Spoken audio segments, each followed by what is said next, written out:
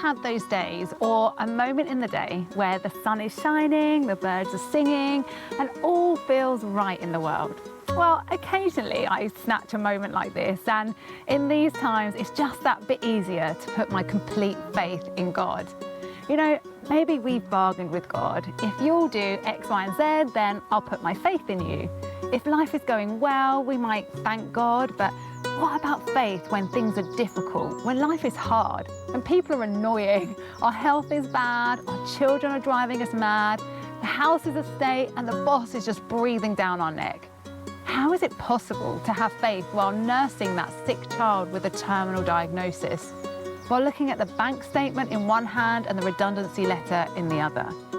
When again that pregnancy test comes back negative and there's nothing more the doctors can do.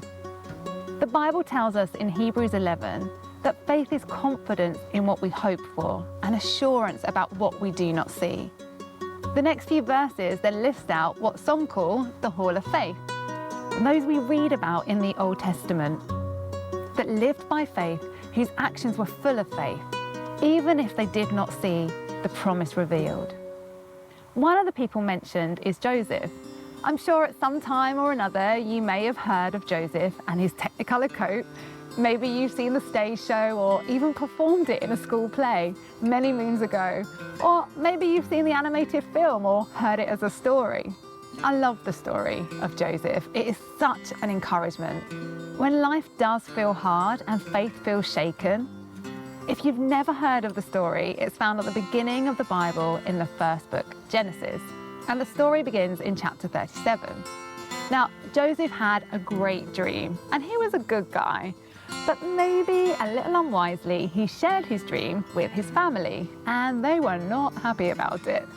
So his brothers threw him into a pit, and then they sold him as a slave. Now, just that could have had Joseph shaking his fist at God and giving up on his faith. But he remained faithful. He was then taken to Egypt and still a slave, but worked in the house of the captain of the guard. Now, in chapter 38, the writer tells us that the Lord was with Joseph so that he prospered. Now, I don't know about you, but I'd still be thinking, and I have thought, God, if you're going to look after me, then can you get me out of here? Can you get me back home? Things then go from bad to worse. Joseph is wrongly accused and he's jailed for something he didn't do. He's left in that prison for many, many years and forgotten all about. In that time, it would have been easy for Joseph to give up his faith in God. God, I'm wasting my life in this prison. I'm praying and you don't seem to be answering. Life is not fun right now. Now this speaks to me because my faith has been shaken. And I like that in the Bible, we just don't find lots of happy people with happy stories. We see real life and we see a real God who walks with us during those difficult situations. Now, having faith in God isn't like using God like a slot machine or a genie. We don't send up a prayer and squeeze out some faith and then expect God to answer exactly as we ask. Could you imagine? I know that there are some prayers I am very glad that God knew better and didn't answer exactly as I asked. You know, when we walk in faith with God, we are saying we trust you. I trust you even though my health isn't great. I trust you even though I'm not sure how I'll get through the next month. I trust you even in my grief, even in loss. You know, Joseph trusted God even whilst alone in that dark, cold prison, year after year after year. Now, eventually, Pharaoh calls for Joseph's help. Joseph is not bitter, he is not angry, he hasn't sunk into full-scale depression, and no one would really blame him if he had. But he calls on God and he helps Pharaoh, still giving God full credit.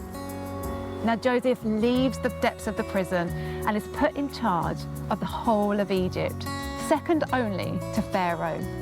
God did far more for Joseph than he could even imagine. But it wasn't quick. It wasn't, poof, let me answer your prayer. It also wasn't really the answer that Joseph wanted. He wanted to go home. But through Joseph, many, many lives were saved, including those of the family that had betrayed him and the father that had grieved for him. You see, putting our faith in Jesus is for the long game, not just the here and now, not just for results today. Joseph did end up going home, but it was around 400 years later. His bones were taken with Moses to the promised land. Now, Joseph is commended in the Hall of Faith as keeping steadfast to the faith, even when he didn't see the promise fulfilled in his lifetime. I want to ask you, what has shaken your faith today? Maybe you've experienced something and it's caused you to question how a loving God could ever let this happen. Maybe it is this area that keeps you from setting foot into a church or praying a prayer for the very first time. But the fact that you are listening to me right now tells me God sees you. He has a plan for your life and He loves you. God can be trusted. Because of faith in God, I have hope for the future, and you can have that hope today, right in the middle of whatever it is going on in your life. It might not look like you planned, but when we put our faith in God, the adventure is wild.